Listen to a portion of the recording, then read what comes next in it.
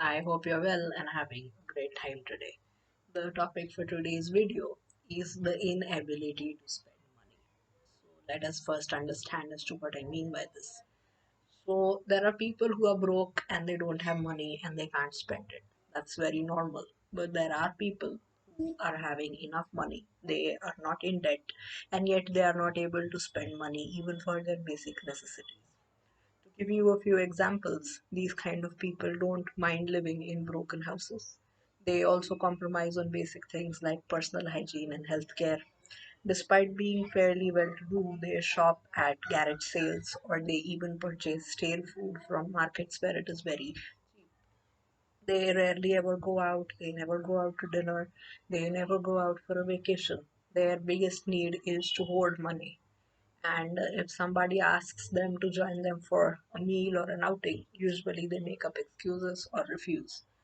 So one might then ask that what is the reason for this? If a person is able to afford certain luxuries and basic things in life, then why is it that they refrain from spending money to live a comfortable life? By this, I don't mean that the person should be extravagant, but then the life of these kind of people is like that of a beggar. So, what drives this behavior? There can be two basic reasons for this behavior. The first reason is fear of poverty. Now, it's quite common that such people were raised with a lot of hardships, and maybe they were raised in a very poor household. So, when they grew up, they realized that holding on to money very tightly gives me a form of security, will make me happy, and I will not have any financial troubles. So, they hold on to their money so tightly that they even compromise basic living. And the second reason for this is low self worth.